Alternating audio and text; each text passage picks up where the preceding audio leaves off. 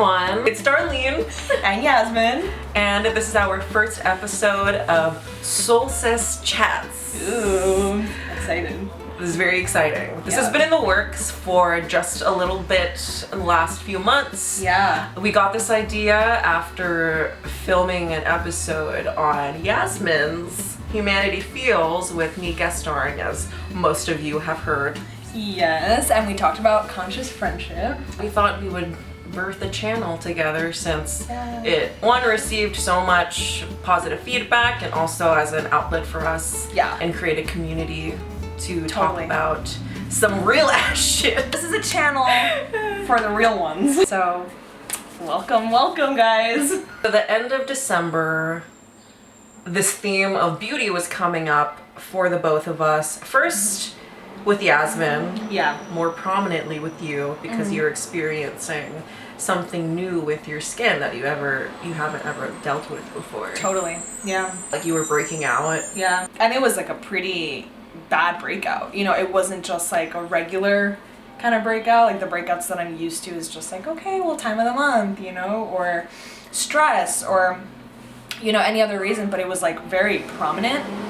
And, you know, it kind of made me realize a lot about myself.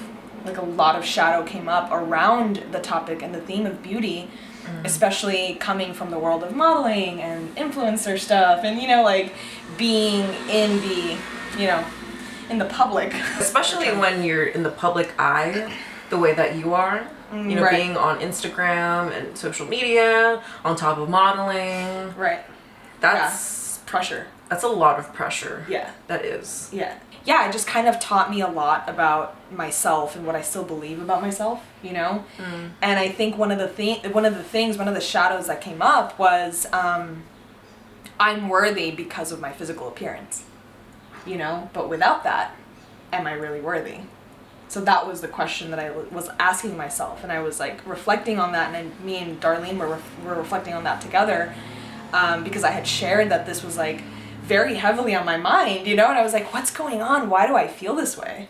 Like this isn't something that I've dealt with before. Having this be such a big theme in my life was kind of like showing me what needs to be healed. Yeah, and especially as women, obviously. Yeah. The importance of our looks and our appearance, and our beauty, our outer beauty is so overly emphasized and can be exploited too. And we're both in our late 20s. And I know some of y'all are gonna be like, oh, you guys are still young. I know, everyone always says that. But like, still young, say that. Like, don't worry about it. Don't worry.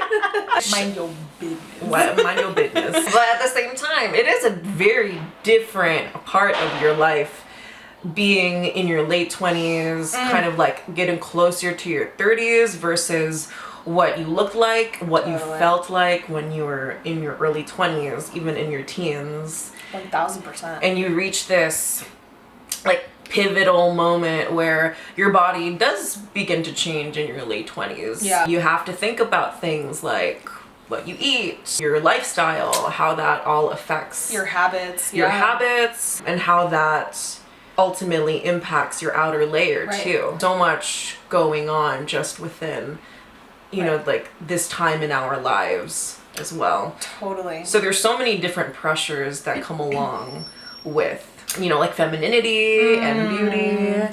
In the era of social media, on top of that, right? Like just another layer of the stressors that come with, and the pressures that come with being beautiful and societal standards and stuff. So yeah, that was big. And I remember, you know, I was telling you about that, about how like I started to fear my aging, you know, my age. And I was like, you know, we're not old, right? But like Darlene was like, yeah, we're slowly decaying.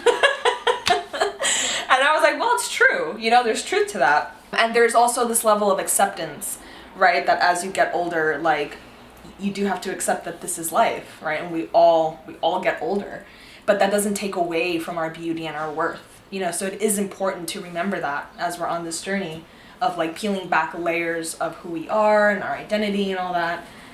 Easier said than done. You know, it is a process. Like, it's so easy for someone to say that, but when you're going through it, like, you know, there's a lot that comes up. Okay, so what do you feel like are the biggest, or who and what pressures you to feel this standard of beauty? And what is the standard of beauty do you feel like you have to live up to? I started modeling like when I was 17. And I think that really placed a lot of pressure on me to perform and to be something that I wasn't. Forcing myself or competing to be the most beautiful one in the room, right? Yeah. Especially being around other women. Ooh, that was rough because like I would go to castings and I would go to, oh, I love you. You're so cute. You're so cute. I would go to like photo shoots and stuff like that, and I would literally feel myself competing, right? Unconsciously, I would just compete and be like, in order for me to get the gig, I have to be pretty.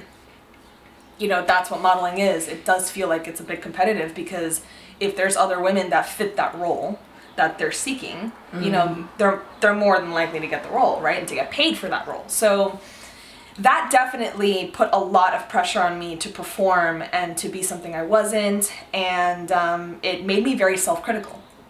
I went to a casting and I was told that I was too curvy. And I was just like, I remember I was like really offended, right? Because I'm like, well, yeah. Like, ouch. Are you calling me fat?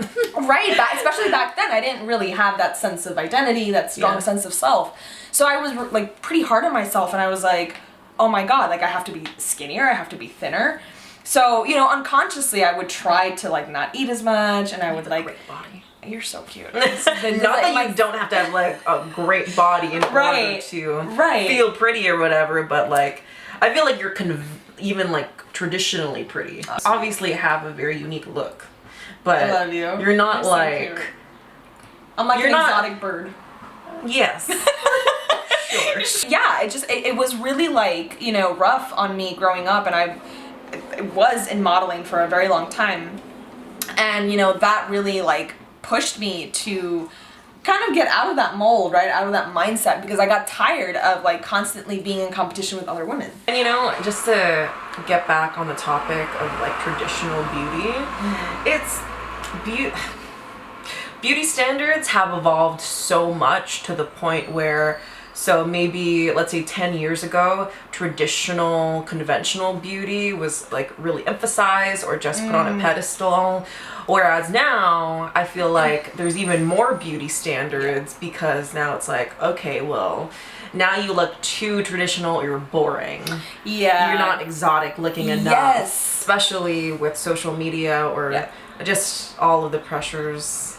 Yeah. And the agendas. That's another layer that we will get into. Yeah, okay, so we're look how excited I am, like yes, another layer. I'm peeling another layer. My favorite. Into the onion. I mean, we've all fallen in, I'm sure many of us have fallen in the trap of like filtering our photos, right? And like making ourselves like look better and like clearing up the blemishes on our skin and all that stuff, right? Or the like tired lines under our eyes and feeling like that's us, but it's really not, and it's like, it's something that we're trying to mold ourselves into, but it's not who we really are. And we're presenting this like, this false narrative to the world, right? So that really messes with you.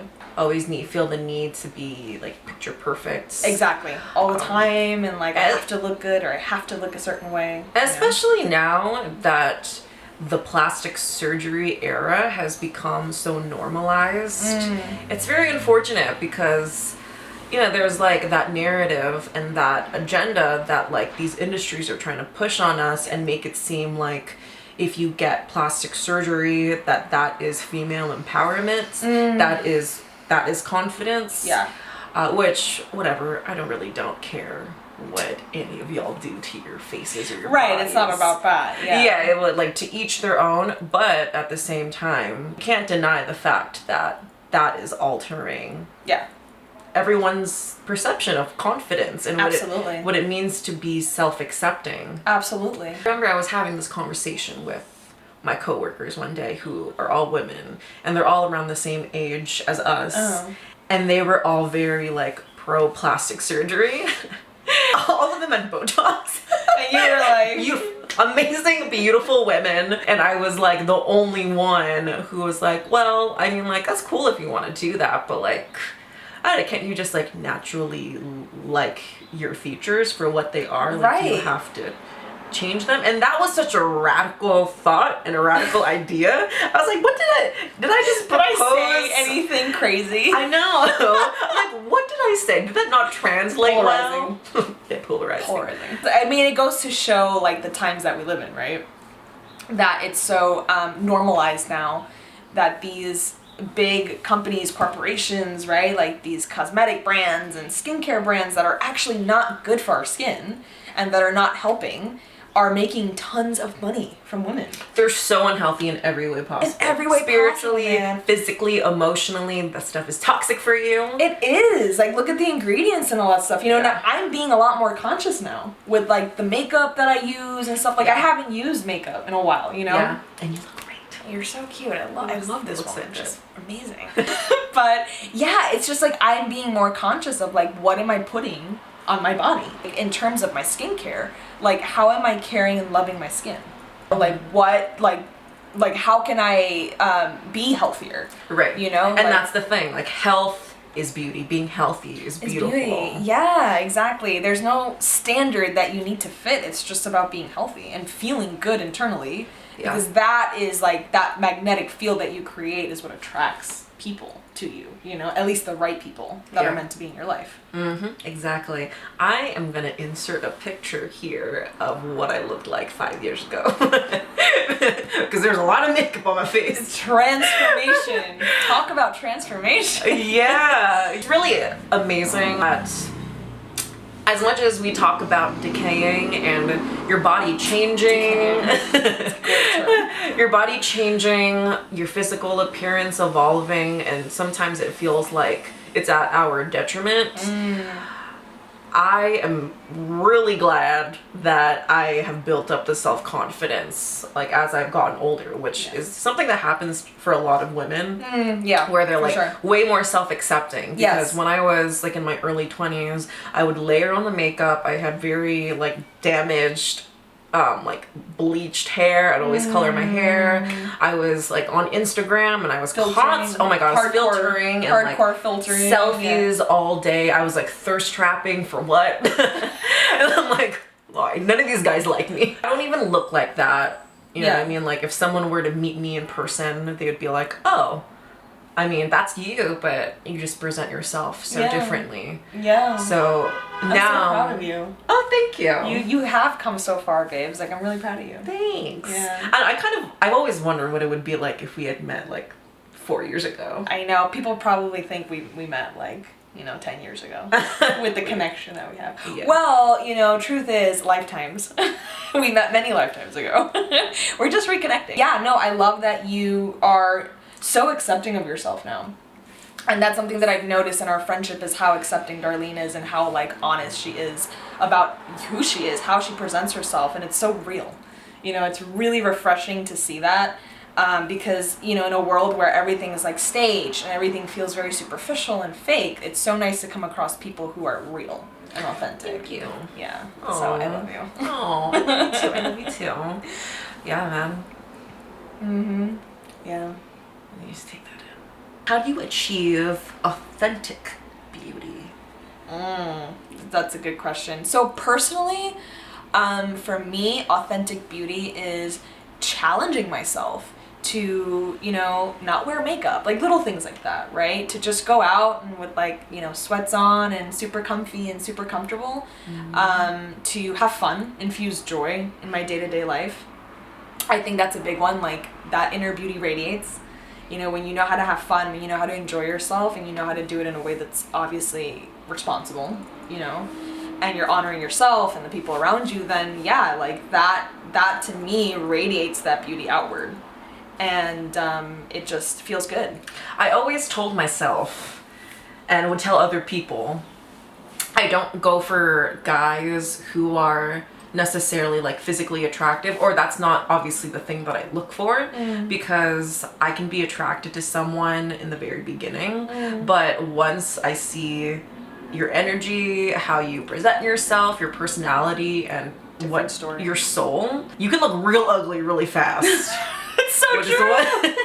I'm like, oh, you're I don't right. see them. Yeah, and I always think about that. Like, you know, yes, the outer appearance is important because that's the cover of the book, right? Yeah, for sure. It could also indicate what might be going on inside too. For sure. Not all the time. You feel healthy and Totally. vice versa, whatever. Totally. Just one part. Yeah, and people see that in you. You know, when you come across someone and they like, you know, meet you for the first time, that impression that you give off is important. So yeah, of course, outer beauty is very important, like taking care of yourself, making sure you look presentable. Yeah, and expressing yourself through your outer appearance is a really healthy, empowered way too, to embrace your beauty. Yeah. Because that's something that's very important to me, and it's easy to fall into the extremes of things. You could either be like, okay, I'm really, really superficial and all I care about is my physical appearance.